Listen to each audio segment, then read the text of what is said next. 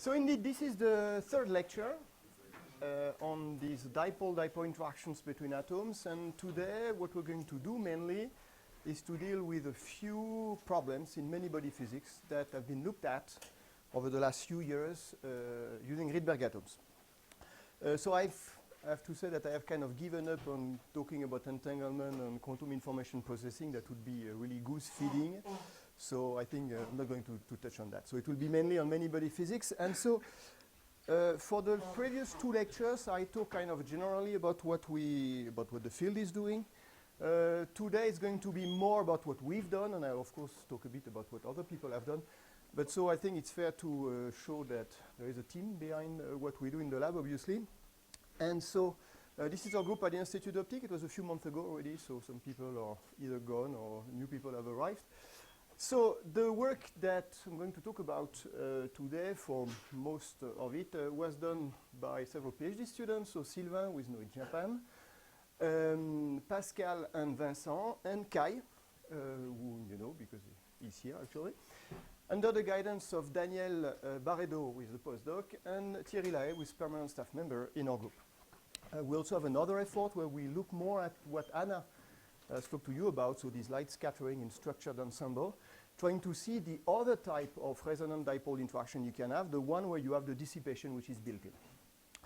Okay, so as you'll see, I mean, our background at the Institute of Optics is mainly traditional AMO physics, so to speak, and so we need really strong input from theorists because for us, many-body physics is a bit hard. So we received critical support from Hans-Peter Büchler in Stuttgart with his student Nikolai Long and Sebastian Weber. And this is actually generally what is going on in this field. I mean, as soon as you got an experiment which is dedicated at studying many-body physics, you need to have real hardcore theorists helping you, which is nice actually. You are learning a new physics, and it makes everyone progress. I will also touch on other collaboration that we had with Andreas Leuchli in Innsbruck. I will mention that at some point. Okay, so of course if you are here, it means that you already have a PhD for most of you. You are embarked on a PhD. In case what I'm talking about interests you, you can always contact us later on for postdocs, and we're always, of course, looking for people. All right, so this is the outline of today's lecture. So we will first start by kind of a general introduction about what is quantum simulation and why we would care about doing many-body physics with synthetic system. And the kind of system we will mainly deal with, and of course they are not the only ones you can look at with cold atoms, are spin models. Okay? So we'll try to describe the kind of spin models we are looking at and why they are interesting to consider. And then we will try to use the two kind of interactions that we've learned about and then can be used with Rydberg atoms, so namely the van der Waals interaction and the resonant dipole interaction, to implement different kind of many-body problems. So the first one is going to be the simulation of the Ising model, which is a model that has been written a long, long time ago, and that has been very well studied, and now has been implemented in many experiments, so including with Rydberg. So I will show you what we've done with that. And also, I will use the resonant dipole-dipole interaction to talk about the implementation of matter with topological properties. Matter is a big word because actually it's only a few tenths of atoms, so it's a small matter. But still, you can implement many-body systems featuring topological properties. Okay, so let's start with quantum simulations, generally speaking, and many-body physics using synthetic matter. So of course, as you probably all know, very loosely speaking, the goal of many-body physics is to understand how ensembles of interacting quantum particles behave. So if you say it this way, it's almost informationless because it contains everything in physics, almost. And indeed, it covers a wide range, going from traditional condensed matter physics, or let's say fluid physics, or superfluidity, superconductivity, the properties of magnetic material. So those are traditional systems from the condensed matter community, but you also have less conventional matter, like the study of astrophysical objects or neutron stars. So high energy physics, nuclear physics, and condensed matter physics. You found the black box? No? Yeah, okay. But it's a black box, huh? So yeah, so basically, every time you've got quantum particles, whether they are atoms, nucleus, it can be electrons as well. I mean, it falls into the category of many-body physics. So as I said, it's a very broad topic. So people ask various kind of questions when they study this system. For example, what is the phase diagram or the ground state of such systems? Okay? Can you understand that from the microscopic properties of the system, if you know them? Can you also calculate the excitation spectrum, which is to say essentially to diagonalize the system or to understand the excitation of nucleus, for example? I mean, it has been looked a lot. What about the dynamics of this system if you place them out of equilibrium? What about the transport properties? If you place some kind of excitation in this system, does this excitation propagate and how? So, I mean, of course, all these are usually extremely difficult questions to tackle. So, what do we do traditionally? I mean, when I say we, it's not me, but it's theorists who work in this field. They start with an experiment on real systems. So, let's say, for example, you want to understand high TC superconductivity, just to take an example. Of course, the real material is way too complicated to be able to be described exactly. So, what we did, we simplify. And the way we simplify it is to write a model Hamiltonian which we believe contains the essence of the phenomena we want to observe. Okay, so that's the first very important thing, you simplify.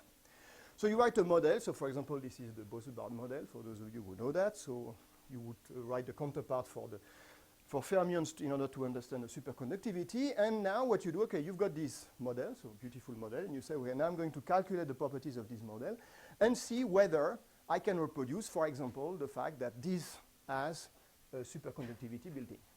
Okay? Well, the problem is that when doing that, of course, you know the answer is just too hard to do the calculation. At least ab initio calculations are impossible.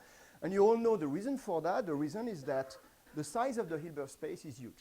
So it scales exponentially with the number of particles you have to deal with. So if you just take an ensemble of spin 1/2, which is essentially the simplest system you can think of because it only has 2 degrees of freedom, the size of the Hilbert space is 2 to the n. Okay? Just to give you numbers, the record of ab initio calculation, so on spin 1/2 system, is around 42. Okay? And going to 44 is a challenge because if it takes a few months to calculate 42, it takes a few months times 4 to calculate 44. Okay? So this is really challenging to go way beyond that with any classical mean. So now here I want really to put a warning sign. Because I mean you hear a lot of nonsense about our quantum simulation, all these quantum advantage pointless expression and all this. I mean, quantum advantage is only interesting if you are looking to an interesting problem for which you do not have any other solution. Physics has developed over 100 years, many-body physics has developed over 100 years, and people know very well how to handle complicated systems. Okay? They have designed many approximation methods. Some of them are extremely good that even work for macroscopic systems. We've invented statistical physics and so on. So it's not that we cannot say anything because we don't know how to do any ab initio calculation. So don't be fooled by everything you read in the literature about quantum advantage and this is nonsense. So people have invented the MRG, quantum Monte Carlo, density functional, mean field theory, and so on and so forth that you've all learned, I mean for some of them at least, in your statistical physics textbook or in your more advanced condensed matter physics textbook. So that's the first very important thing. So it's not because you don't know how to do ab initio calculation that you don't know anything about the system. Still, there are cases where it's very hard to say anything using those methods because the methods fail. So that's the reason why these things are interesting. So the whole idea is go to the lab and engineer a system which actually is exactly governed by this Hamiltonian. So it's not an idealization any longer of a real material. This is really the system governed exactly by this Hamiltonian. It can be an ensemble of atoms, of ions, of superconducting circuits. So that's the reason why I'm putting here quotation mark atoms. Okay, those are general interacting particles. And then you just call this a quantum simulator. You hope that you can prepare the system in a given state, initial state, and you let it evolve under the model Hamiltonian that this is supposed to implement. Okay, and then you've got the final state. And this final state you measure. And hopefully, by measuring it, you can say something about my system is superfluid or not superfluid or whatever. Okay, so the initial idea of all this comes, I mean, I'm pretty sure that all of you know that, from Feynman in 82. So this is in this paper, which I do encourage you to read. It's a nice paper with the inimitable style of Feynman. So where there is this important sentence, and this whole paragraph is actually very important. So I believe it's true that with a suitable class of quantum machines, you could imitate any quantum system, including the physical world. So really, in this way, you would have to simulate real materials. Okay, well, there are a lot of other important things to read. But so basically, this is, at the time in 82, it was just a theoretical idea. No one really had the control of a synthetic matter that would allow you to implement such quantum method. Okay, that was just the very beginning. I mean, in 1980, was trapped the first single ion. It was the first time by Demelt and Toshek. And so, so it was just the very beginning. People didn't have in mind that you could achieve the level of control that we have achieved now. Okay, so the whole idea is implement those synthetic matter, now that we know how to control atoms, superconducting circuit, and so on. And in this way, you can do two things. Either you can implement directly the Hamiltonian, which is supposed to be an approximation of the real world, or you can actually implement Hamiltonian that have nothing to do with the real world. I mean, high-energy physicists are specialists of writing Lagrangians extremely complicated that have nothing to do with the real world. Doesn't matter. There are interesting systems to look at. And when looking at them, even though they are unrealistic and unphysical, you learn something about some assumption of how you handle your approximation and so on. So now you can engineer the totally artificial systems in the lab. Okay? They do not need to be a representation of something. So why would you do that? There are several motivations. The first is that if it comes to comparing to real material, the thing which is usually nice with those synthetic matter is that they have a larger tunability range. I mean, assume that, for example, you want to look at superconductivity under extreme magnetic field. It's very hard in the lab to go to magnetic fields above 20 Tesla, so to speak, roughly speaking. But here, you can mimic your magnetic field, for example, with a laser. In some of the systems, many of you are doing gauge field. You can, for example, implement a magnetic field by lasers, and this magnetic field could, in units of condensed matter physics, reach like thousands of Gauss, which you are totally unable to do to produce in the lab. You can also vary, in principle, easily the geometry. I mean, if you take a real piece of material, the geometry is given by nature. It's very hard to change the structure, the order, the crystalline order, and so on. And also, the thing which is interesting is that it gives you access to new probes that are usually hard to measure in condensed matter physics. So, for example, if you want to measure correlation functions, I will show you, this is usually done in quantum magnetism, for example, using neutron scattering. You scatter a neutron, which has a spin, and you see how it interacts with the spin on your antiferromagnet. Okay, so this is one probe, but this is kind of an indirect probe in the weak regime and so on. So here you have access to new type of control, so hopefully it forces the theorists to think a bit differently about what kind of observable you can have, and sometimes it unblocks or unlocks some unknown situation. Okay, so the kind of systems we're going to study here are spin models. I mean, why? Essentially because they are the simplest model you can think of. And I will make it even simpler by not allowing the spin to move. So I have an array of particles. Okay? Each of them are pinned in space. It can be in your optical lattices with no tunneling. It can be in arrays of Twitter. It can be your superconducting circuits, which obviously are not going to open to each other. And you kind of, when you need to control the interactions between the two of them, between several of them in this thing. So usually, when you learn spin physics, the first type of Hamiltonian that you are taught to explain quantum magnetism, for example, is this form given by Heisenberg. So this is SI, SJ. So SI and SJ are obviously the two spin operators. Let's take the spin 1/2 for the simplest case. And sometimes you can even reduce this reasonably complicated thing, actually, 3D inner product, into simplified forms when the GIG, i.e. the coupling constant, are highly anisotropic. So you can assume, for example, that there is no coupling along X and Y axis, only along Z. It gives what is called the Ising model. Okay, so this is the sigma Z, sigma Z. So I will use, of course, sigma Z very often. I mean, Anna has done it as well, so just as a reminder. So this is this Pauli matrix here. The sigma plus, sigma minus that you encounter if, for example, you take GZ equals 0 and you got the same coupling constant for X and Y, is the sigma plus, sigma minus, sigma minus, sigma plus that now you know very well. This is this flip-flop type of interaction.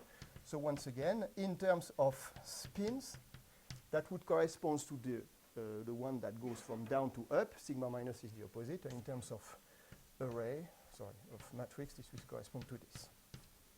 Okay? and you've got the same for sigma minus. So I will use those quite often. So of course you encounter them in many different instances. For example, magnetism, that's usually the first applications of this Hamiltonian that you encounter in your condensed matter textbook. So for example, if you understand the microscopic properties of the electron, which are actually not governed by the spin-spin interaction, but by electromagnetic and electrostatic force, you can explain somehow the bulk properties of material.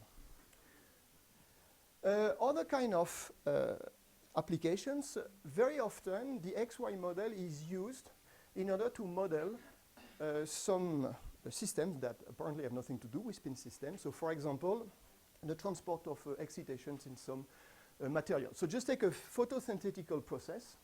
So this is usually, in all living plants or whatever, you've got a process which is photosynthesis by which you generate energy.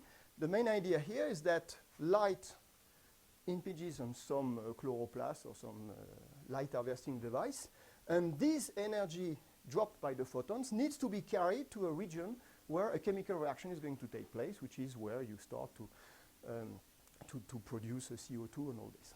Okay, so and the way this is actually modeled is usually by these XY Hamiltonian. So of course, So of course the difficult part is what do you put in that, and actually that's the dipole-dipole interaction. The d squared over r cube is responsible for the exchange of the energy hopping from one side to another in this protein, in this chloroplast. Another problem that we've seen, actually, and I talked about that, and Robin will, light scattering. It's another example where you've got an ensemble of two-level system that can therefore be mapped onto spin 1/2, where you can study transport of excitation, but they're in the dissipative regime, here as well, actually. Okay, so those Hamiltonians, they've been known for quite some time, not to say forever, 70 years at least, and there is a lot of hard work, and still, as I was mentioning, there are situations where it's really hard to do any quantitative predictions. So that's where, indeed, you can hope that your synthesized machine will help you solving the problems. The dynamics of this system is usually extremely hard to compute. There are many instances where the traditional method fails. Okay, DMRG fail, especially if the interactions between the particles become very long range, and so you know that the dipole-dipole interaction has this 1/r in free space, very long range tail. So this is a nuisance for the theorists. This is very annoying, this thing. Now there are also new kind of questions that were not traditionally asked by the condensed matter physics community, but that now starts to be asked because people have a concept coming from quantum information theory. So I'm not saying that quantum information theory is useless, of course. It actually introduces very new concepts like the one of entanglement, for example. And so in condensed matter physics, if you open the traditional condensed matter physics textbook, you will never, ever read the word entanglement. It was not at all what those people were considering. And yet we know that in the Ising model, there must be entanglement in the quantum Ising model. So those ideas are actually came out in the last 20 years, and people are asking questions about what is the role of entanglement? Is it necessary? How does it can it be controlled, and so on in those systems? You've got also questions concerning the topology of the band structure. Can it lead to interesting properties? Can you tweak the geometry of this system and see situations that are extremely hard to simulate? So there is one which is very well known for being extremely hard to calculate, and for which essentially all known methods like DMRG, quantum Monte-Carlo fail. This is the frustration geometry in the case of magnetism. So if you assume that your array is a triangular array, okay, of spins, and you have a ferromagnetic, or it depends on the sign you put, but it doesn't matter, an antiferromagnetic configuration, which is to say it favors for two atoms opposite spins. Right? So now the problem is that if you want to minimize the energy of these things, you cannot minimize on this triangle the pairwise interaction. Because this one, of course, it's minimized, but you don't know how to put this one, because if you put it up, it maximizes this link while minimizing this one. And so at the end of the day, the ground state of such system is kind of interesting because it's highly entangled and highly degenerate. Okay, so, and people are asking questions, can it lead to what is called spin liquids, for which there are no real evidence, no direct evidence, I should say. People have indirect evidence in quantum matter physics. So the idea is to use the kind of control that we gain on the platforms that you guys are developing, actually, and that other groups are developing, in order to revisit all these questions and hopefully unlock some deadlock situation, because actually the problem of frustration is really a deadlock situation in condensed matter physics, at least experimentally. Okay, the platform. The platform, you know it because we've discussed it yesterday in detail. So there are many platforms around, and looking at the questions I've talked about. The one we're going to look at, you know, array of atoms, each trapped in tweezers. This is a 2D plane in this, whatever geometry it is. And because the atoms are very far, you need to introduce some kind of coupling, and the coupling will be the Rydberg interactions, which we will detail a bit more. Once again, I remind you the scaling and the orders of magnitude that we talked about yesterday, because they are very important experimentally. The theories, they do not care. They work in rescale unit, but the experiments, they do care. So the important number is that atoms separated by 10 micrometers will have a typical Rydberg interaction in the megahertz range. So that means that if you are looking at problems where the dynamics is driven by this interaction, it's going to occur on a time scale which is sub-microsecond. Okay, so once again, it's different from what all people doing optical lattices do, where usually the coupling is induced by the tunneling, which is on a smaller, on a longer time scale, so typically milliseconds. Okay. Any questions so far? Fine. All right, so simulations of the Ising model. So let's start with the first case of the van der Waals interaction. And let's try to see how I can map this problem of an ensemble of Rydberg atoms interacting by the van der Waals, so I can map it onto the Ising model, the Ising spin model.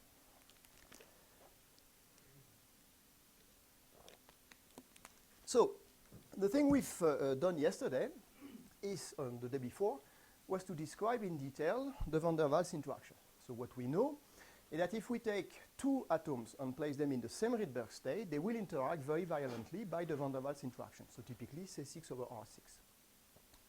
Okay, and so the result of this second order dipole-dipole interaction is just an energy shift of this doubly exciting state. So which is to say, in a technical world, it's a diagonal interaction. Sorry.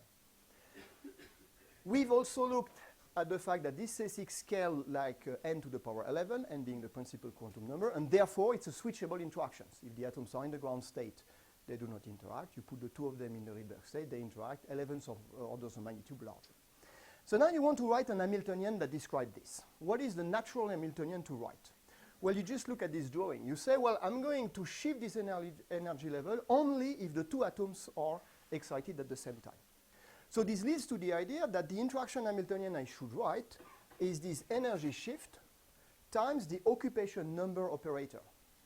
If the two atoms are in the Rydberg state, this occupation number, which counts the number of spin excitation, of Rydberg excitation, will be 1.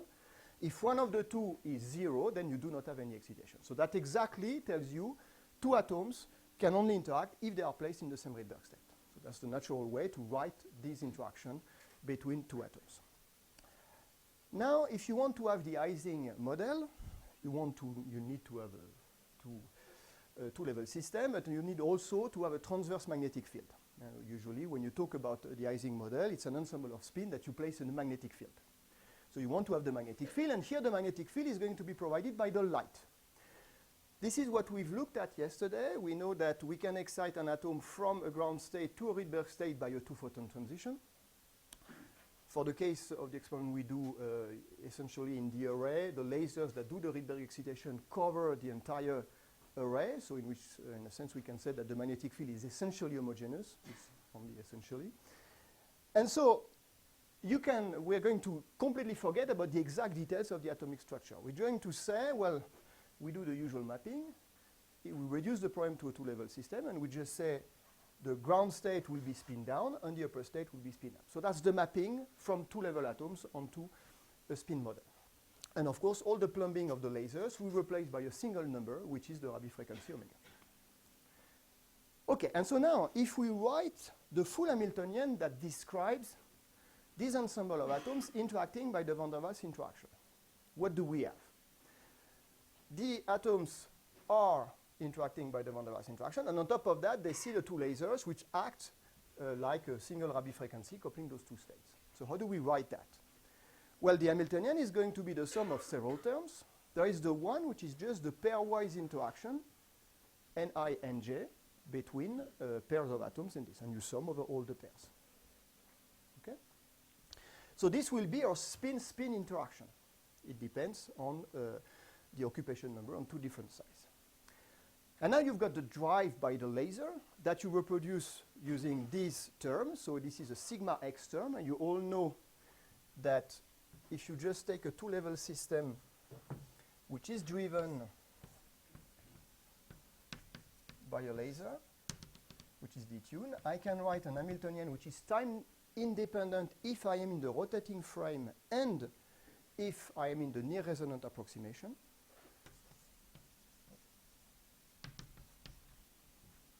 This resonant approximation, and this Hamiltonian is 0 h bar omega over 2 minus the detuning in the basis GE. Okay?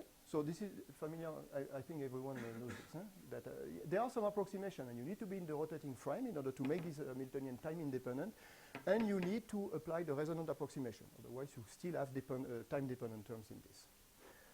And this you can rewrite, obviously, as minus h bar delta n being this, n being the matrix 0, 0, 0, 1, which is 1 plus sigma z over 2. Okay, so this is this first term, and then you've got the diagonal, the anti-diagonal term, which are the sigma x operator, which is 1, 1. Okay? So you recover this, and of course you've got n atoms, and therefore you need to sum over each of them. Okay, so this is exactly the Ising model. Although the Ising model, you may know it in a slightly different way. You may know it with sigma z interaction terms, and sigma z for the magnetic field. Well, this is the same because of this formula here. So n, the occupation number, is related to the sigma z operator. Therefore, the NINJ gives you, and there are a few details that I'm not going to give you, but NINJ is something which essentially is the sigma I, the sigma z, sigma I, sigma z, g. There. Okay, so indeed, this is a quantum-like, if you wish, Ising model. Why is it quantum? It's quantum because the two parts of the Hamiltonian with sigma x and these parts do not commute. If you forget about this term, this is a completely classical Hamiltonian that people have looked at in statistical physics for a long, long time. Okay, but as soon as you introduce that, this interaction part, the magnetic field part, and the transverse field do not commute any longer. Okay, so this is what makes it quantum, and this is what makes it very hard to solve, because you do not have the equivalent of a classical configuration for those systems. I mean, at least when you calculate the eigenenergies. Okay, so one thing I will use later on is the expression of the magnetic field. So our magnetic field in this case, B, has some coordinates which you can read off for here. This is essentially omega over 2 minus delta 0. Okay, I drop the h bar on. Yes? You said that the magnetic field is generated by a laser. Yes? Can you comment on the order of magnitude field? No.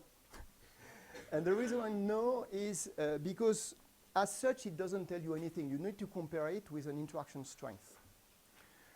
What I can give you is omega is on the order of 1/200 of megahertz. Corresponds to the radio frequency. And now I guess the other energy scale you would have in the problem is the one on C6 over R6. So now you've got the V, the van der Waals interaction, and this is from 1 to 10, typically. Okay, so I guess this is what you are more looking for than actually the absolute value in Tesla of this hill, which would be meaningless. So in terms of condensed matter physics, this is a strong interaction, because if you look at what are the J in the Heisenberg interaction in solid-state physics, this is typically an electron volt of energy.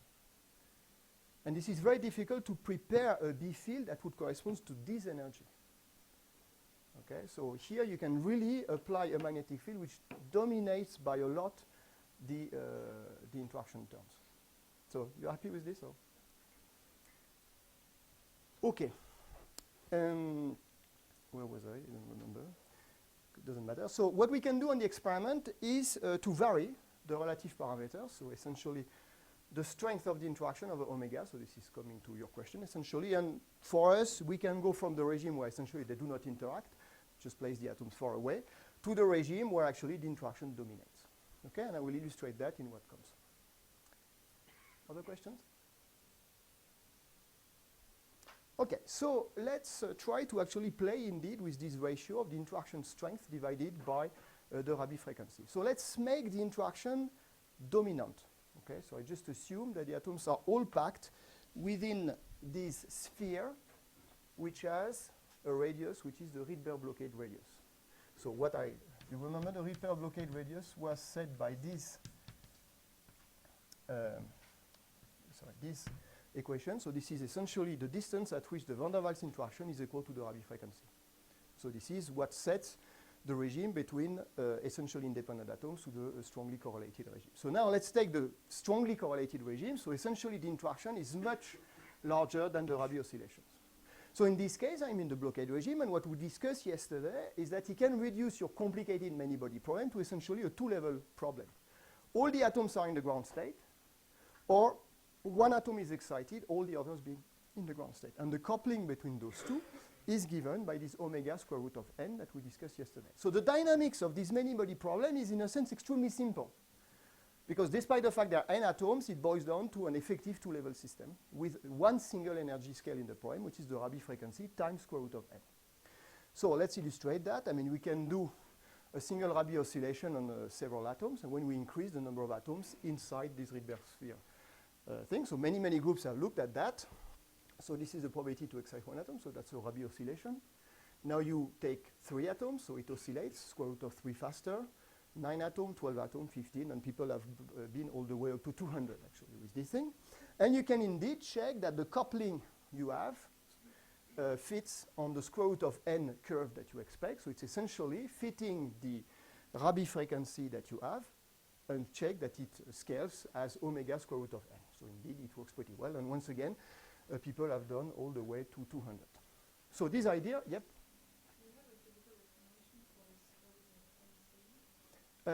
Yes. So I don't know if you're going to like it, but I can give you an explanation. This is again the very same idea of why, if you take 2 atoms, you've got an omega square root of 2. It's just that the dipole matrix element coupling this collective state containing one excitation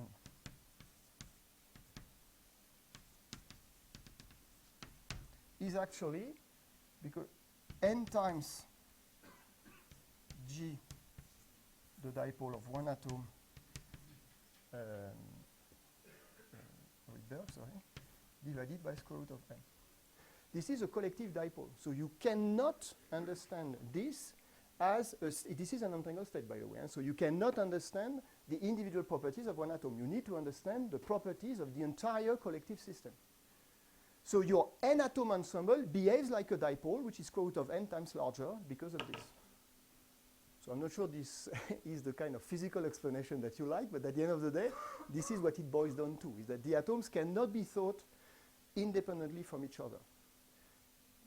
Okay? You can, of course, if you wish, calculate the individual dipole of one of them, but I mean, it's a partial trace that you need to apply if you want to understand that. Okay? All right.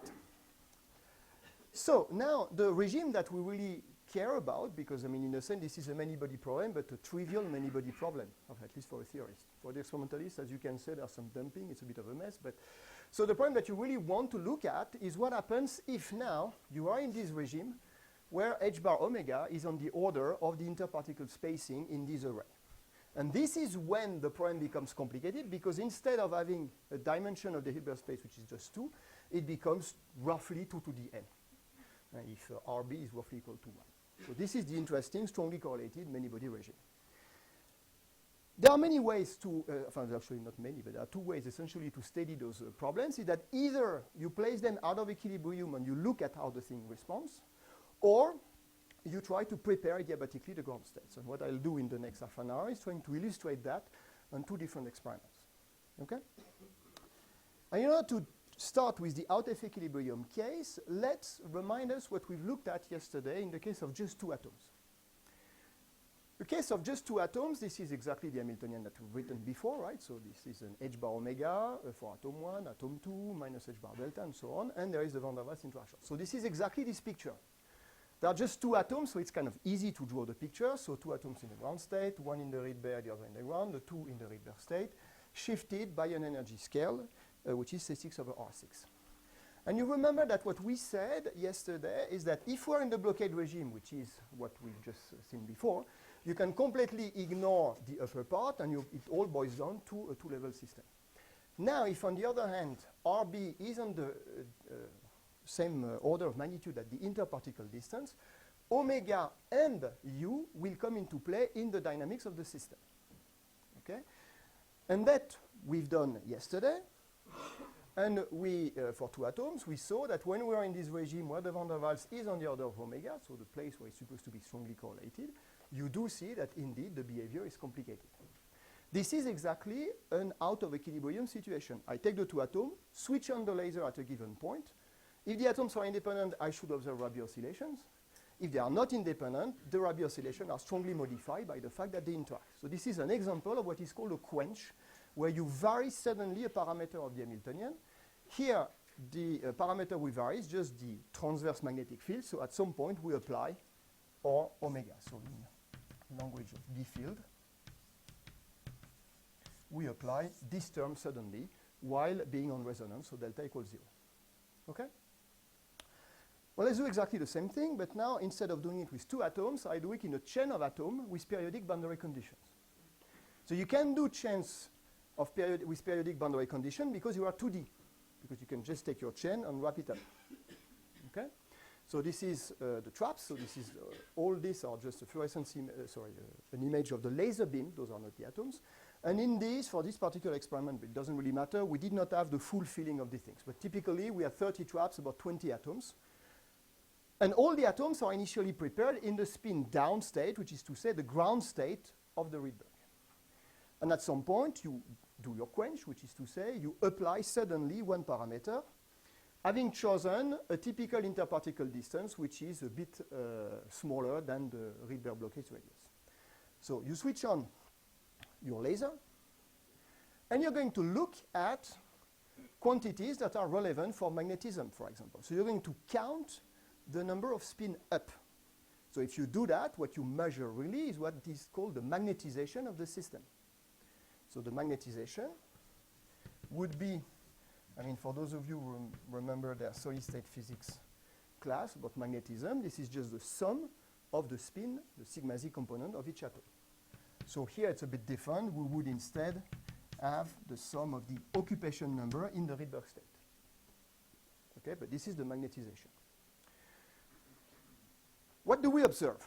We observe this kind of oscillatory behavior, okay, as a function of time. Well, this is exactly what we had before for just two atoms. Huh? For just two atoms, we had this. Now we do the very same experiment, but it's more complicated because we have 20 atoms. And this is the kind of dynamics that we observe, so which is slightly more complicated, as you can see. So at least, well, okay. Let's try to understand why this thing kind of oscillates. And then at some point, it seems to damp out. The first important thing is that if you try to do a simulation using the Schrödinger equation with no ab initio parameter, so this is important, it means that we've measured the interaction independently on pair of atoms. You give this input to the theorist, who is able to calculate the dynamics of 20 spin, which starts to become a bit difficult. This is the agreement that you get with the theory. Okay, so the agreement is pretty good in this regime. Once again, the thing which is very important is despite the fact that you have the feeling that there is a damping, there is no dissipation and no imperfection in the system. Okay, because it's Schrödinger equation, it's a completely unitary dynamics of the system. So let's try to understand why you would have this kind of apparent damping. So when you do a quench experiment, what you do is that you project suddenly your initial state onto the eigenstates of the systems you are interested in. So let's consider our Hamiltonians, H, which is the sum of the Hamiltonian of the individual atom plus the interaction Hamiltonian. This is a complicated problem to solve, but at the end of the day, formally, I can always do it. I can just say, well, I mean, if I diagonalize this mess, I have, at the end of the day, eigenstates, and these eigenstates are many-body eigenstates. Okay? Now, at t equals 0, you prepare the system, and you switch on your laser, so you quench. So, for example, you add the driving field. So what you do really is that you prepare as an initial state a superposition of the eigenstates of the problem. So you prepare the sum, some coefficients, C alpha, alpha. Okay, so I insist, and those are many-body eigenstate. Okay? The things, of course, now that you've written your initial state in terms of the eigenstate of the problem, it's going to evolve as a function of time, and knowing the procedure that you all know very well. C alpha, e to the minus alpha t over h bar, alpha, and that's psi of t. Okay? And so now you ask a question. For example, the question you ask is, what is the probability p that after some time the system is back to the initial state? It can be any other question, and you can say, for example, yes, okay, so let's calculate this just because it is simple. This is the question you ask. I mean, the system, of course, has evolved due to the interactions far from the initial state, but you can always ask yourself, okay, what's the probability that I'm still close to the ground state? Calculate this thing. Well, we can easily calculate this. We take the inner product of this by this, and what we'll find is that this is the sum of C alpha modulus square e to the minus alpha t over h bar modulus square, which of course I can rewrite slightly differently as the sum over alpha, the sum over beta of C alpha square, C beta square, e to the minus I e alpha minus e beta t over h bar. And written in this way, you understand now why there is a damping, because it comes from the beating of all the eigenfrequencies of the problem. How many of them do you have? A lot. You've got 2 to the 20 eigenfrequencies. So the fact that at some point the thing damps out is like when you try to add many signs with different frequencies. Obviously, the thing kind of dies out after some time. Okay? So this is where this apparent damping comes from. It's all within the unitary dynamics of the system. Okay. And so once again, bear in mind, this is still a closed system, so there is no dissipation introduced in it. Yes? Is it possible to get a revival? Not with as many oscillation frequencies. People have seen revival with very small number of atoms. Okay. But with 20, it's already too large to be able to see the revival. You would have to wait times that are incompatible with the experimental that we have. There was another question? That was the same question? Okay. So indeed, yes, you can see revival for very small systems, but as soon as the system grows, it's not possible any longer. All right, second property that you want to calculate when you have all this, you want to calculate the correlation functions. Okay, the correlation functions are very important to characterize many-body systems. So what are they, those correlation functions? They are essentially the probability that if you've got a particle that is in spin up somewhere, you've got another one at a given distance. So the correlation functions, Cij, are usually defined in this way in terms of number operator. And sometimes you have what is called the correlated, and I don't know why it's called it this way, but it's called this way, correlation function, where you subtract the average value. It's just, okay. You find the two type of things. But okay, what I plot here is actually the pair correlation function, which is to say this quantity only, okay, as a function of the distance. So once again, there are very important things to be noted here. What I plot on this curve is if you have an atom which is at a given location, what's the probability to have another one k sites away. Okay, so this is what this is telling us. I can always rewrite this thing, ni plus k. So this is really, if I have ni equal 1 somewhere, what's the probability to have ni equal 1? K sites away. So that's the first thing. The second, it is very important to realize that in order to be able to measure this correlation function, it's crucial to be able to tell what is the state of each atom each time you repeat the experiment in order to construct that. Because the thing I haven't said before is that when you plot the magnetization, it's an average value. So you repeat the experiments many times in order to construct an average value and a probability. So in order to create, to construct those two quantities, which are the average magnetization and the average correlation functions, you need to be able to access the local variables. If you do not have any access to the local variables, it's going to be, again, the kind of thing that people do in condensed matter physics, which is an indirect evidence because you cannot resolve atoms one by one in a compound, a magnetic compound. Okay? So this is one example of what AMO physics can provide to condensed matter theorists, is this possibility to construct complicated correlation functions, which is hard to access in real materials. Okay, so this is the kind of thing that you observe. Those are the data. Okay. You ask the theorist to calculate the ab initio thing, and this is what it gives, so this kind of works well. And now we try to understand why does it have this bizarre shape. Yep? One question. For your chain, so in mass motion you have a ring, basically you have like just I mean, in reality, do your atoms feel, because of the geometry, No. The chain has been chosen such that essentially you can think of it as really a chain where this guy doesn't talk to this guy, if this is your question. Yes. Yes. It has been chosen, the parameter, so that, I mean, the way I've drawn my sphere doesn't reflect that, but indeed, we've checked that there is no coupling between the two sides. So you can really claim that this is a 1D chain. It's a very important remark, actually. Yes, you're right. Okay, so let's try to understand qualitatively what this is about. I mean, there is a distance here which corresponds to about 4 sides, and 4 sides was about the RB. So what we observe here is the blockade, which is the fact that if you have a spin up somewhere or Rydberg excitation somewhere, it's very hard to put another one close by. How close by? By closer than RB.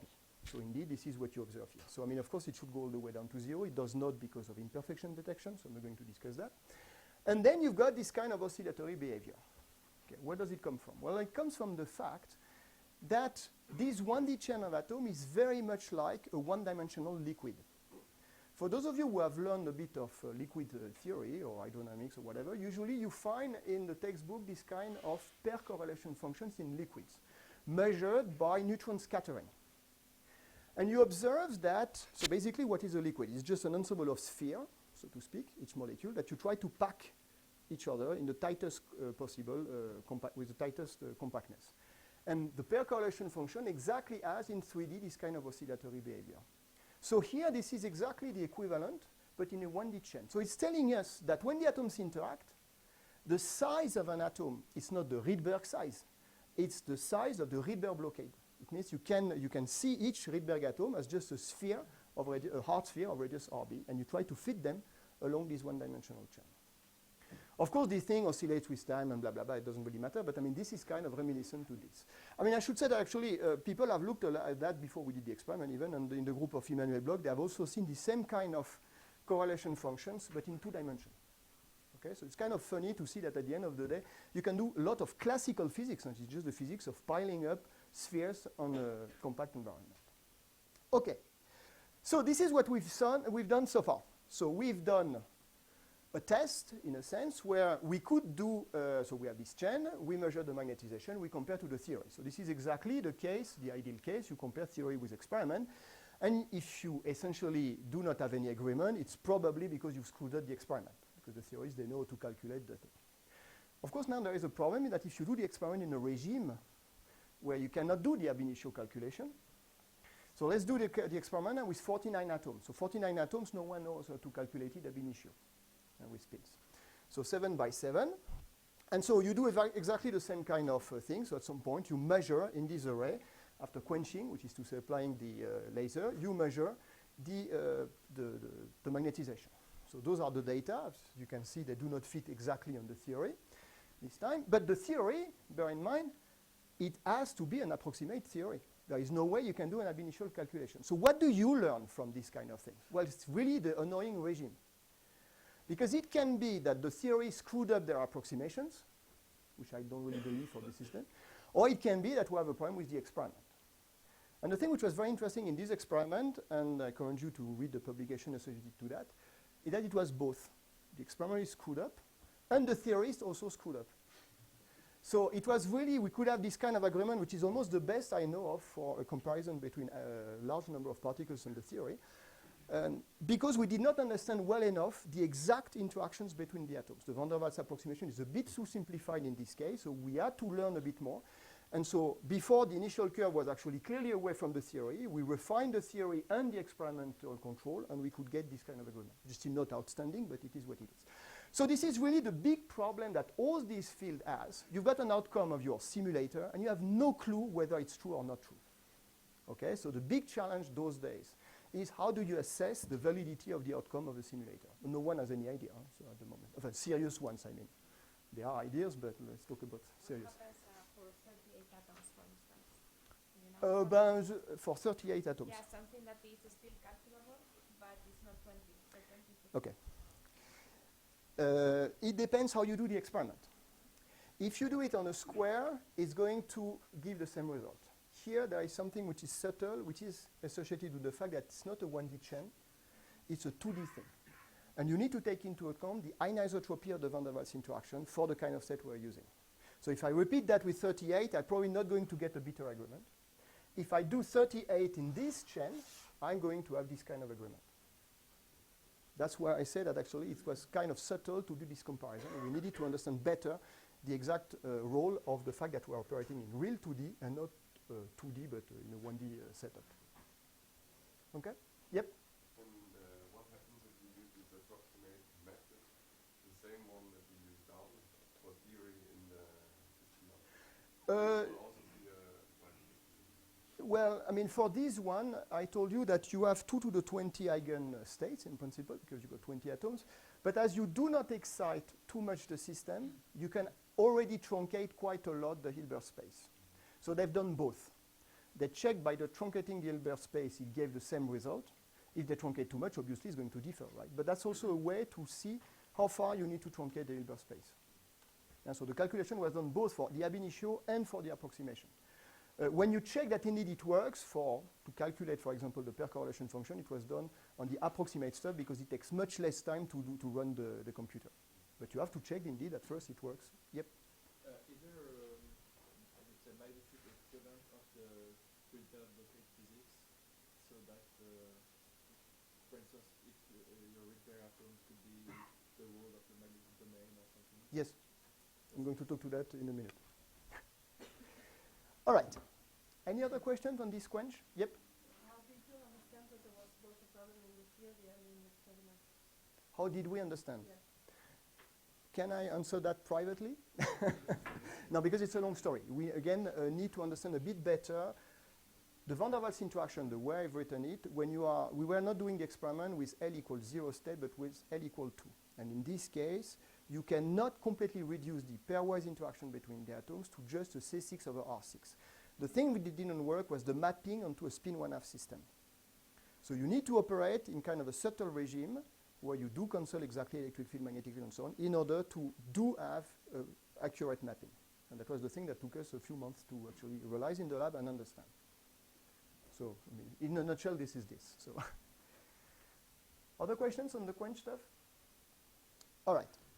So, let's try to illustrate that on the second type of system, of study of this. This is work we've done in collaboration with Andreas Löschli in Innsbruck. And this is to try to prepare the system in the ground state. So this is an adiabatic preparation of here what is called an Ising antiferromagnet. So let's try to see what it is about. So what this is about, it's again the same Hamiltonian as the one I've written before. But now, instead of suddenly applying one of the parameters, we're going to slowly vary the Rabi frequency and the detuning in order, hopefully, to drive the system to the ground state. So this is an example of an adiabatic preparation. So I will say a few words about adiabatic preparation to start with.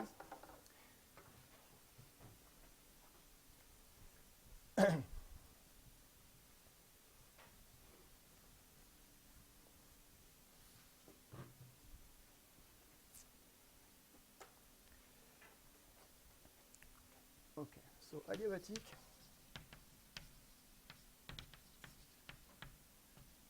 Preparation. So what is the problem? The problem is you have an Hamiltonian, H0, that you know very well. You know how to diagonalize it. For example, this is the sum of the Hamiltonian of individual particles, no interactions. But that's not what you are interested in. What you are interested in is what happens when you add the interactions, for example. Okay, so you're going to construct an Hamiltonian, h equal h0 plus lambda times hi, and you will vary lambda from 0 to 1. And if you vary lambda smoothly enough or slowly enough, you can hope that you will connect the ground state of h0 to the ground state of h0 plus hi. Okay? So if I just try to plot it, the eigen as a function of lambda, so essentially I start from 0, I will reach 1. So this would be the Hamiltonian, the eigenenergies of h0 plus hi, the eigenenergy of h0.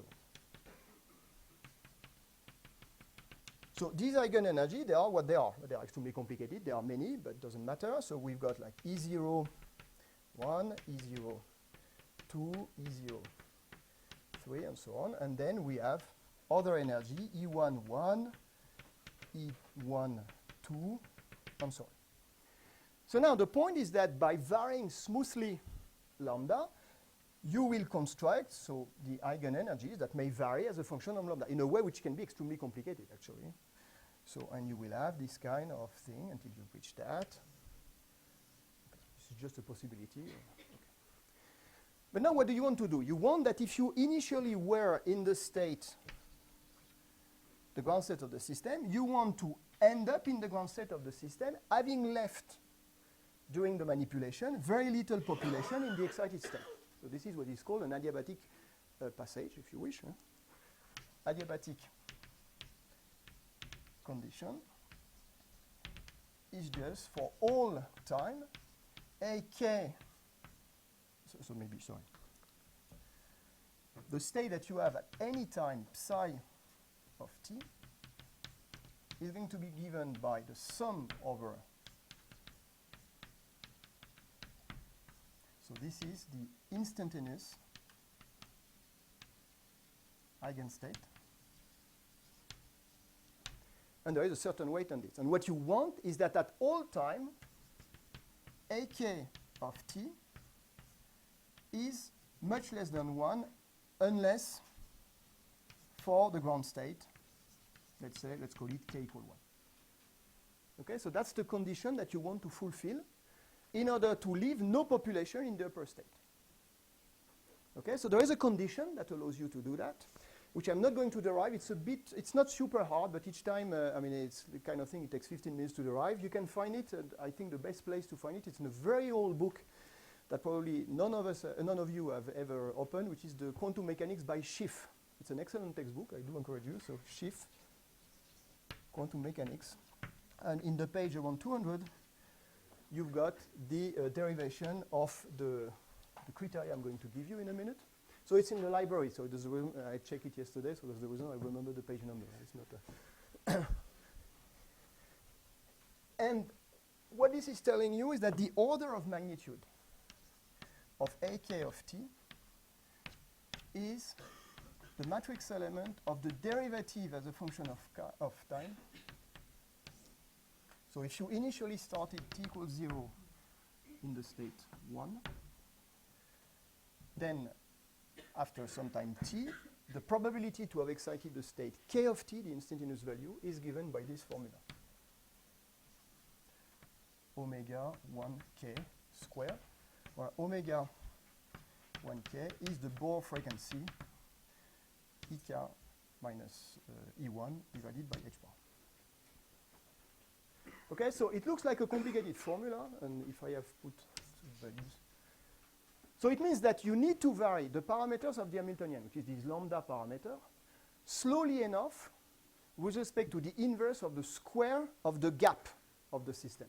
So if you've got this kind of thing that does like this is the instantaneous gap, ek minus E1, and you want to always vary on a time scale which is slower than the inverse of the square of the gap. Okay? For those of you who have, usually I remember this formula not through the derivation because I'm unable to do it, but I remember it through just a classical harmonic oscillator. Just take a classical harmonic oscillator, there is a particle oscillating in this thing, with a frequency omega.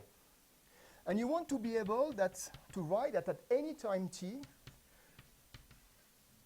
when you vary slowly for example, you open the potential, so therefore you will vary omega of t, and you want to always be able to write that the solution is A cosine the instantaneous frequency that you are changing as a function of time times t.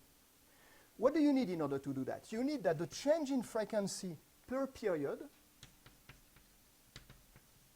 is much less than the oscillation frequency itself at any time. I just finish off the argument and then. Delta omega is what? If you've got a rate of change of the frequency, this is omega naught times per period, the duration of a period, 2 pi over omega. And you want the thing to be much less than omega. This is exactly this criteria. The change of the parameters in the Hamiltonian, so omega dot if you wish, have to be smaller than 1 over omega squared. Okay? Yep. How do you ensure somehow that the overlap is not just like zero, that there's like a crossing? That the overlap is not what? If you have like crossing of these lines, I guess this could. But then you're doomed. Then you're doomed. Yeah, I know, because you would divide by zero somehow. Yes. But how do you avoid this? You cannot always. That's the reason why it's not always possible to do an adiabatic preparation. Okay. That's the bottom line. If you want to stay adiabatic, you need a gap. The problem is that, as we're going to see, when you do a quantum phase transition, there is no gap. So you cannot be adiabatic. Doesn't mean that you cannot do anything. You can get close to adiabaticity in a way that I'm going to talk to you about in a minute. Okay.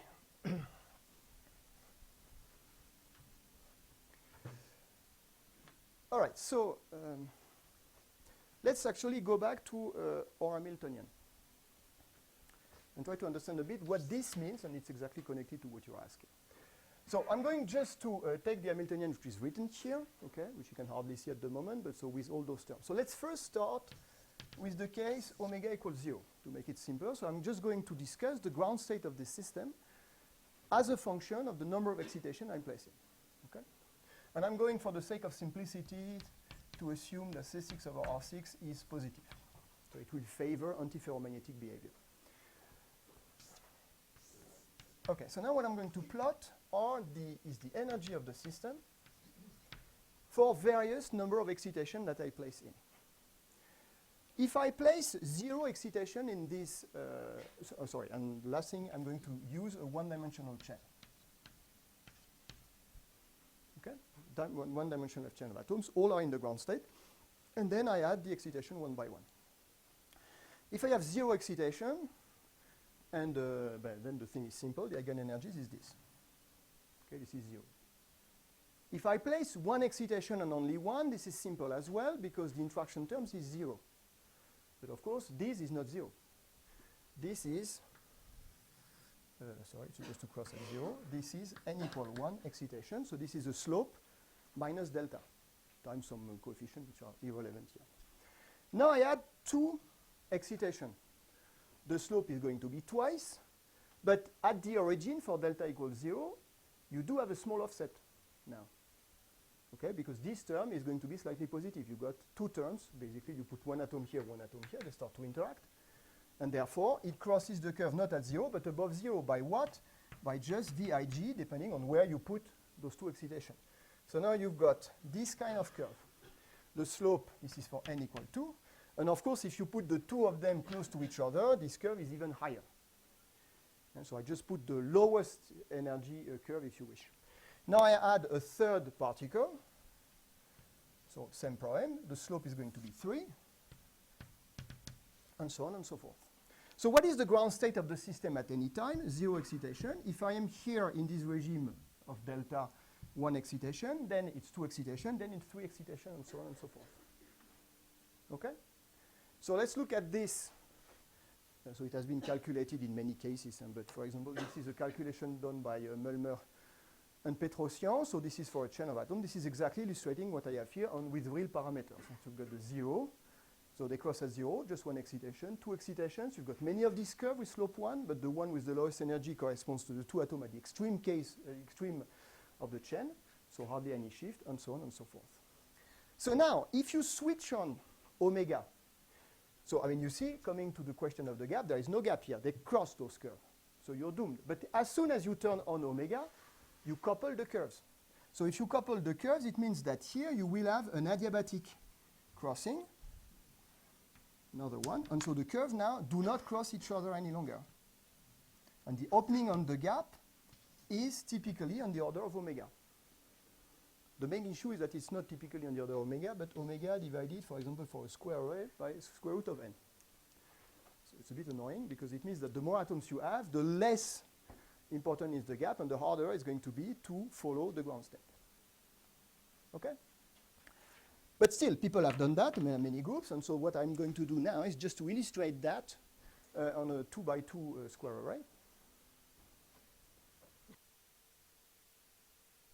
So you see, I mean, what is nice with this Ising model is that you can understand a lot just by using classical arguments, and the quantumness appears as soon as you start to couple the potential curve with each other, so that opens gaps in the system.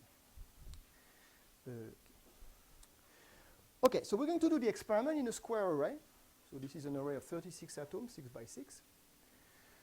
And now you need to understand what is the phase diagram of this stuff. Okay, so the phase diagram is what is the ground state of the system as a function of the transverse magnetic field and the longitudinal magnetic field. And here, to do the same thing as in condensed matter physics, we rescale by one energy scale, and the energy scale, which is a natural one here, is just the nearest neighbor interaction. Okay? So essentially, what you can see, and this is a calculation, and so I will kind of let you understand why this is this way, but I will not derive the full thing. It's actually complicated. You find that there are two zones. There is a zone which corresponds to what would be called a paramagnetic phase. The paramagnetic phase has the following properties in magnetism, that the spins aligns along the direction of the magnetic field. I remind you, the magnetic field has four components, omega over 2 minus delta. Okay, so essentially, when you are here, you've got a magnetic field which is pointing in whatever direction, which is set by omega over 2 minus delta. Okay, and the spins will align along these things. Now it turns out that you've got a place in the phase space diagram where you have an antiferromagnetic ordering. Antiferromagnetic meaning that actually you will have either a zero atom, one atom, zero atom, zero atom in the Rydberg state, one in the ground state, and so on and so forth. So a staggered configuration, if you wish. Outside, it's an antiferromagnetic, it's a paramagnetic phase. So antiferro para, the antiferro is for this kind of interaction energy. And here you have a quantum phase transition, which essentially, for the thermodynamic limits, has no gap. So the gap is zero. But when you add the magnetic field, you open a small gap. So there is a way that you can hope to prepare this state with a fidelity which is not too bad. For those of you who wonder about the details, actually it's much more complicated than that. You will find out that there is some detail here of many different configurations. You can also have the configuration where you only have two atoms in the Rydberg state separated by, separated by two atoms in the ground state and not only one, and so on and so forth. But this is really confined very close to this delta equals 0, omega equals 0, which is called the critical point. It doesn't really matter for what we're going to do. Essentially, you can believe that the phase diagram is this one.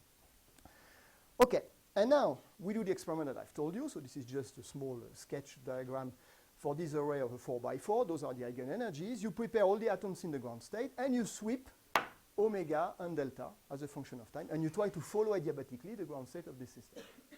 And hopefully, when you've done that, and you are here, you stop here, you should have prepared the antiferromagnetic state. Okay? So how do you reveal the fact that you've prepared the antiferromagnetic state? Well, you can look at the pair correlation function, the exact Ni and J that we looked at before. So this is the results of the experiment. I should say that there was another group in Princeton who did the same experiment at the same time. So this is the pair correlation function. So now it's exactly the equivalent of what I showed you, this kind of bizarre liquid-like pair correlation function, but now it's in 2D because this is a 2D system. And it's a color, so you've got a third axis which is informative because it is telling you that if it is red, you've got a positive correlation. So basically two spins up, or so to speak, two Rydberg state excited. If it's minus, minus, it means it's an antiferromagnetic correlation. What you see is that there is an alternance of blue, red, blue, red, blue, red. So indeed, in this system, you have created the antiferromagnetic ordering you are expecting. So everything is good. It seems that indeed you've prepared the ground state of the system. But there is a very important quantity to look at as well, which is the correlation function, the correlation length, sorry, of the correlation function. So essentially, when you want to characterize the correlation in this system, and it's not always the case for all systems, but I mean quite often you feed that by a correlation length. So you just say that this correlation function is going to decay exponentially with the distance between the two particles with a typical length, which is chi. If we had completely succeeded in preparing the ground state, chi should be equal to the size of the system. If you feed the data, what you find is that it's 1.5 times the interparticle spacing. So clearly, it's not really the ground state we've prepared, and the fidelity would probably be low. In any case, to really have a long-range antiferromagnetic correlation was only achieved by one experiment using a different system, so optical lattices by Marcus Greiner, for those of you who know. So for most experiments trying to perform this kind of measurement, typically this is a few lattices site. Why is it? Because of technical limitations in the system. So I'm not going to describe that in detail, but essentially the problem we had was that the omega, which is supposed to be the transverse magnetic field, had some fluctuations on it, and that prevented us from reaching the ground state of the system. But at least the good news is that the antiferromagnetic correlation do develop over the entire array. They have the exact staggered configuration you're expecting. Okay? Yep. What the other experiment didn't have this They work very hard trying to remove the entropy on the system, decrease the temperature, yeah. Okay, but that was not done with Rydberg, yeah? So that's the important thing. Just because we're getting close to the end, I would just like to discuss very quickly a last thing. Just to let you know, obviously, that the experiment I've just described in 1D, and this is answering Jory's question as well, has been able also to look at this antiferromagnetic phase, but in one dimension, and they also looked at the possibility to have defects created during the adiabatic switch, so Kubel-Zurek mechanism. And actually, this is the cleanest measurement of the Kubel-Zurek mechanism that people have ever done so far in the quantum regime. Okay. Any questions so far? Right, so now what I'm going to do is just to illustrate very briefly, because I will not have the time to talk about the topology. It would take an extra 45 minutes, so let's not do it. We'll just introduce you to the second type of system that, simulation that you can do, which is to use the resonant dipole-dipole interactions in order to implement interesting system. So far we've worked as a spin 1/2 system, like the ground state of the atom and the excited state. Okay, that was our spin 1/2 system. We're not going to do that now. We're going to consider two different Rydberg states. Okay, so this, I completely ignore the low-lying state, and all the experiments will be done in the Rydberg manifold. So this actually corresponds to spin down. This corresponds to spin up. We've seen previously that those two states can be coupled by a microwave frequency, because that's exactly what Jean-Michel showed you actually in his lecture. So they are easy to drive. So this is a Rabi oscillation on a single atom driving this transition. From the point of view of the interactions, I've already showed you what it is, and Anna as well, so we know what we have. We have an exchange interaction, which is that if an atom is in spin up, the other one in spin down, they will exchange coherently their state. So they implement exactly this XY model that I was referring to at the introduction of the talk. We've also seen that indeed you can measure this coherent exchange. That's what I showed you yesterday. And that this coherent exchange had an angular dependence given by the dipole pattern. Okay, it would only have been relevant if I talked about the topology, but I'm not going to. Okay, so now something which is very interesting is to realize that I can interpret in a completely different way the spin exchange that I have here. Here the atoms are pinned, but I'm going to consider a spin excitation as a particle. So I have two interacting atoms, and I map that onto a single particle problem with no interaction. It's a particle, namely the spin up, that hops from one side to another side. So in this way, you can simulate propagation of elementary spin excitation. So once again, the atoms interact, but this interaction leads to single particle physics, the particle being now a spin excitation. And those spin excitations, they may interact. This is what Anna talked to you yesterday. This is the fermionization that you observe, or the hardcore boson, which I'm not going to touch about. But okay, here you map this interacting problem of two atoms onto the problem of a single particle hopping from one side to another. So let's do it in an elementary chain. just take 3 atoms. I put one atom in spin up, all the others in spin down. So remind you, spin up means 60sp, spin down 60s state. And of course, they are coupled by the resonant dipole-dipole interaction. So you've got 2 energy scale in the problem, C3 over R3, this distance, or C3 over 8R3. Okay? You prepare initially the thing, and you look as a function of time of how the thing evolves. So this is the probability that the first atom, after some time, is still in spin up, and then the same for the second atom and the third atom. So you do see that there is kind of a complicated behavior already with 3 atoms. Why do you have this complicated behavior? So once again, the simulation are just the XY model with the Schrödinger dynamic. So essentially, a unitary dynamics. If you do the simulation and you don't include imperfections in the detection and the preparation, you would have this kind of curve. And the thing which is interesting is why do you only have 2 energy scale in the problem, but you have the feeling that you've got a complicated beating. Indeed, because the fact that you only have 2 energy scales in the problem still leads to complicated eigenenergies. At the end of the day, the matrix I need to look at in this case is a more complicated matrix than, so I have up, down, down, down, up, down, down, down, up, and I only have off-diagonal element, 0, sorry, V over 8. C'est ça, non? 0V, sorry, V over 8. No, V, sorry, 0. Okay, so this is a matrix which only has 2 eigenenergy, 2 energy scale, and yet at the end you have 3 incommensurate eigenenergies. And so you've got like some square root of 57. It's not completely obvious, and coming from a matrix which is essentially 1, 1, 1 over 8, and at the end of the day you got 57 that appears in the thing. And so this is exactly what you see. If you had not nearest neighbor interaction and not long-range interaction, things would have looked very different. You would not have seen this kind of funky behavior. So you see that already the experiment is able to probe the fact that you've got long-range interaction in the system. Okay. So I don't want to overfeed you too much, but the interesting thing here is that now I want to implement a more complicated thing based on this idea that I have excitation hopping from one side to another. And so one system that we try to implement is what is called the Su-Schrieffer-Iger model, which was a model introduced in the 70s in order to explain the conducting property of polyacetylene or any organic polymers. Okay? So essentially what those guys did, and actually this paper is a nice paper, there are actually 2 Nobel laureates on this paper, the Schrieffer from the BCS theory, and the Iger, who is actually a Nobel laureate in chemistry in 2002 or 1, I don't remember. Schrieffer did not get it for the SSH model. Iger got it to explain actually the conductivity of these organic polymers. Okay.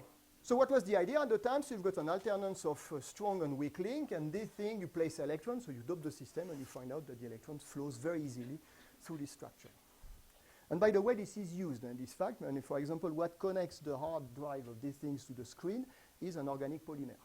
So this is not just for theories, it's things that now have practical implication.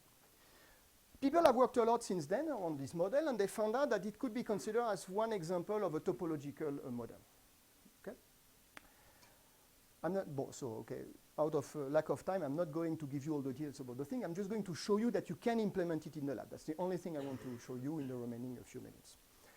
So this is work we've done with Hans-Peter Büchler, and if you want to know more, there is a paper which is reasonably complicated to read. I would agree with you. Okay, so what you want to simulate is this. Okay, so at the end of the day, what Iger and Schrieffer proposed is to work in an extremely simplified regime where actually you replace your strong and weak link by this dimerized array. So basically you identify a sublattice A, a sublattice B, and just assume that those sites are coupled with an alternance of J and J prime, J being the strong link and J prime the weak link. Okay? So just to make a long story short, how do you implement that in the lab? You use exactly the idea that we've developed before, which is that you map your ensemble of interacting atoms onto the problem of a single particle hopping from one side to another. So this is equivalent to that. Okay, and you see the J, which is exactly the J that was in the SSH model. You also want to, if you remember correctly what I just showed you, you had two sublattices. And what you wanted is that you got an alternance of strong and weak link. The thing which is crucial for the SSH model is the fact that you do not have any coupling within a subchain. Why is it crucial? Okay, we need 1 hour to discuss that, so I'm not going to do it, but it's crucial in their model. Can you implement that in the lab? Yes, because you can exactly make use of the fact that the resonant dipole-dipole interaction has a 0 as a function of the angle. You remember this thing? At this magic angle, which was 57 degrees, or 55, I don't remember, you exactly have 0 interaction. So now you're going to take two chains of atoms, which are located with respect to a quantization axis at this magic angle, and you do implement exactly this alternance of weak and strong link with no interaction within a subchain. So indeed, you see that this is kind of a versatile system where you can implement a non-trivial system which has some underlying important assumptions using the features of the dipole-dipole interaction. Okay? Right, and so you can go from the normal to the other kind of the topological configuration. So those are just words at this stage because I haven't explained what it is, but just by changing the position of one atom from here. So you can end up your chain either with a weak or a strong link, and this distinguishes two different topological phases. But okay, I'm not going through that. Okay, so just not to overdo it, I will now go to the conclusion.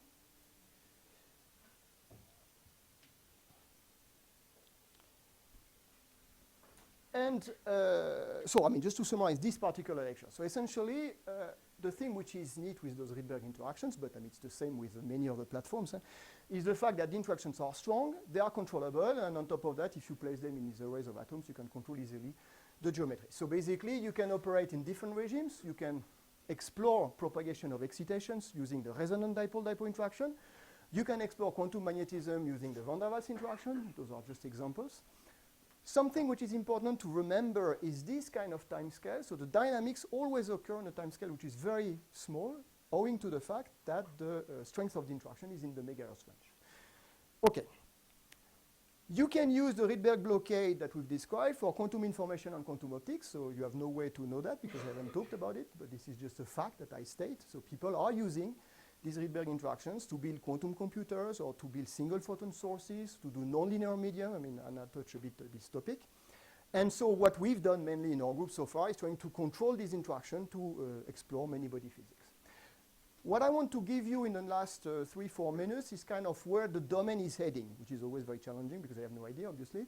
But at least I can identify a few directions. Some of them are actually based on the posters that are presented here. So there are many people having lots of ideas.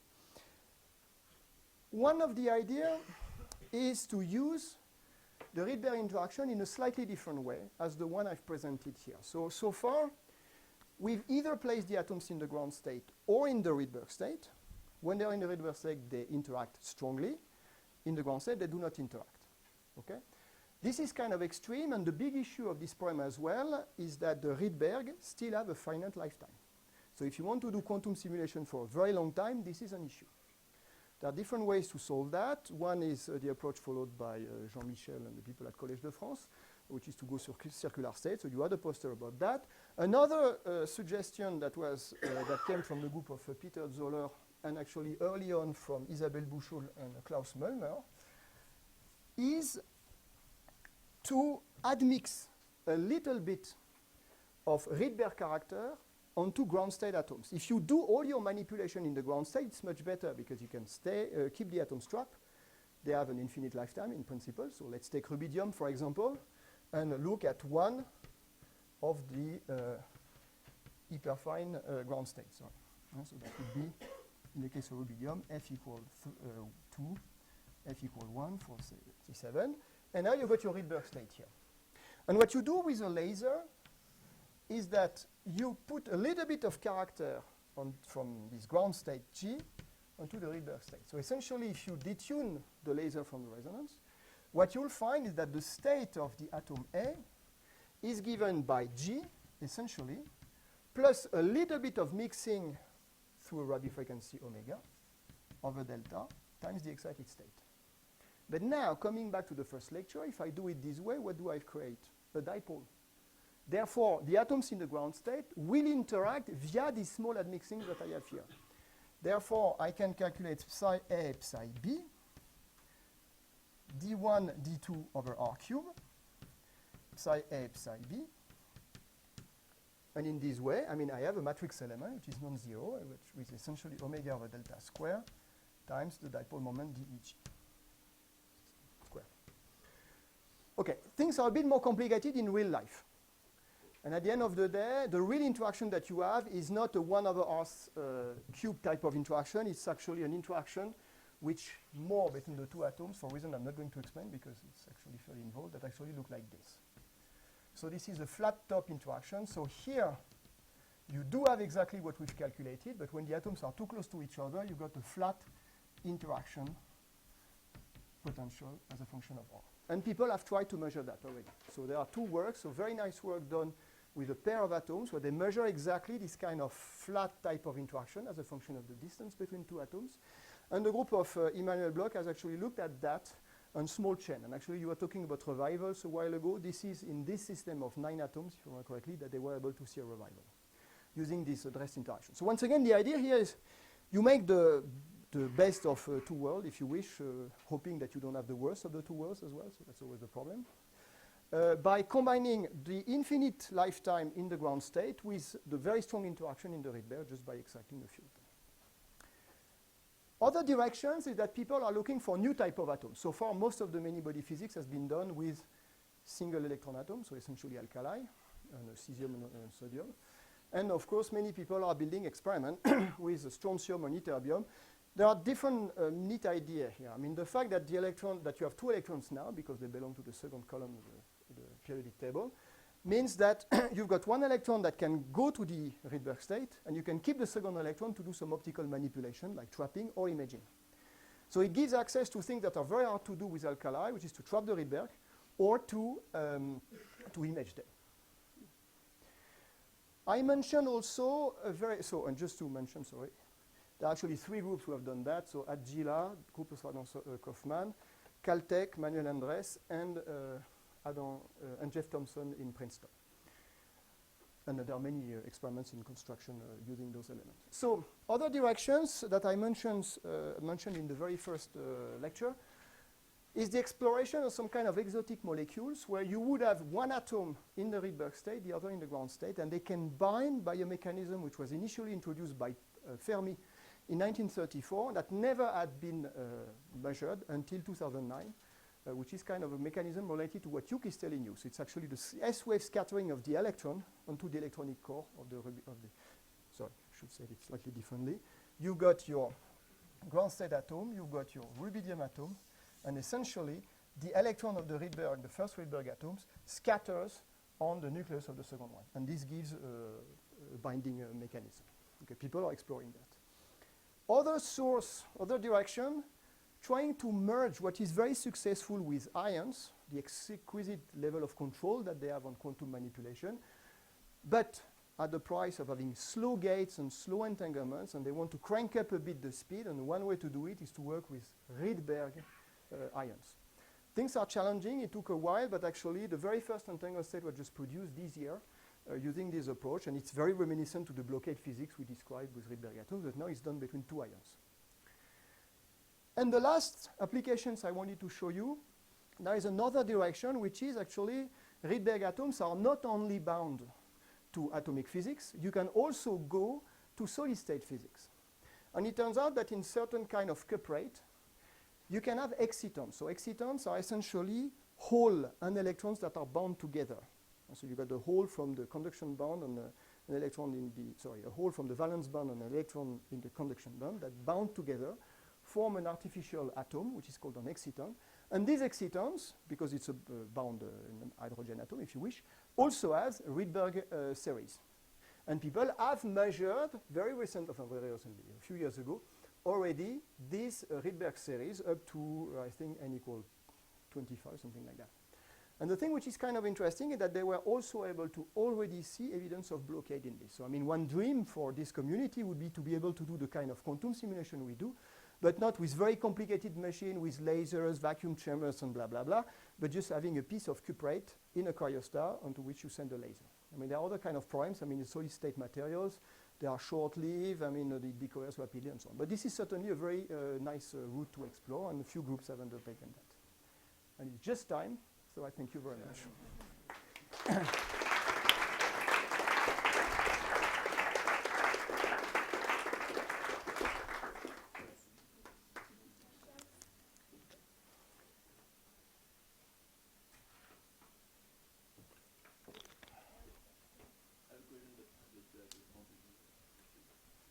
I was wondering if there were, so in many body systems there are also liquids. I was wondering if there were any interest in trying to simulate in a controlled manner liquids in this Yes. in the cold atom. Yes, but then you wouldn't start from arrays.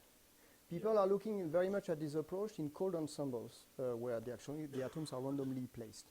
So you can do exactly the same kind of physics, the liquid physics, based on this idea of Rydberg blockade in the system. So there are a few groups. So Oliver Morsch, for example, in Pisa, is looking at that. So it's not exactly phrased liquid physics, but the underlying mechanism is exactly this. So indeed, this is something what... so I'm not sure that people have pushed the analogy so far extremely profoundly, but actually people are working in this direction, yes.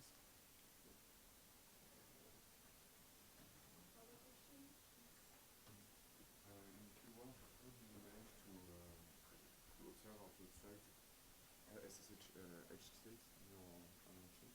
How do we manage to excite them? With a microwave. So... okay, so it's the thing I didn't want to show you, but okay.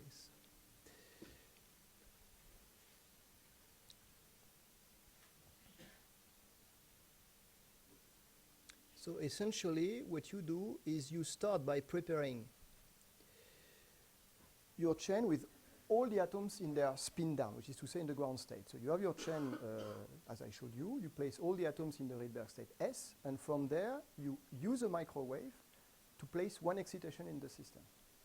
So for example, what you can do in the SS chain, but you can, with a microwave, add one excitation and see at which frequency of the microwave you have the excitation. And in this way, you can explore the band structure of the SSH model and observe the existence of H states, which I have not talked about. So if for those of you who don't know, it's normal. So. Yep. What is the progress on realizing this fast-rated liquids? I mean, with tweezers you can realize the geometry. Well, actually, we've already done that. So we may have evidence of dynamical frustration. I mean, the problem is that if you discuss with people in condensed matter physics who do spin liquids and frustration, they have no idea what we should look at. Because the problem is that the defining properties of a spin liquid or a frustrated system is large-scale degeneracy of the ground state, sorry. In thermodynamics, people can look at that easily. I mean, the typical experiment that is done is the fact that you've got a large degeneracy in the ground state boils down to the fact that the entropy is not zero at t equals 0. And so this is reflected in the specific heat of materials. So you just cool them down and you find that it doesn't go to 0 wherever it should go. So it's a violation of the Nernst theorem that we learn in thermodynamics. And people have measured that, okay? So they know that in water, for example, there is this. Actually, it's a frustrating system to a certain extent. Now, when it comes to exploring that in quantum magnetism and in solid-state physics, people are, or in a Rydberg system or in spin liquid systems, people have a problem trying to find out what kind of quantity they should look at and they should measure. So I was discussing with Mössner, Roderich Mössner, who is the guy who does all this calculation. Essentially, we have no idea of what to look at. Because every criteria is a negative criteria, which is you should not see long-range order. So I mean, there are many ways I cannot see long-range orders. Not to create any would be one. So you need to measure the local order. Then also, quite often, those are kind of high precision measurement. You need to see how the correlation function decays as a function of the distance. And it goes from polynomial to exponential to blah, blah, blah. So the signal to noise ratio that you need to do or to have to do those experiments is actually too difficult for us at the moment. But I mean, I'm confident that the next few years people will look at that, and it may even be us, and in a more, we are improving the quality of those machines. So I mean, indeed, things that were impossible 5 years ago now becomes possible. So there are progress. You can change the geometry. Most likely, one approach, which would be fruitful, would be to change the geometry of the array. Compare situation where you are triangular, Kagome, different type of geometries where you can have the frustration. That's kind of a way that the theorists don't think it this way, because usually you cannot do it with a solid state material, but this is an example of a probe that can be brought by this platform.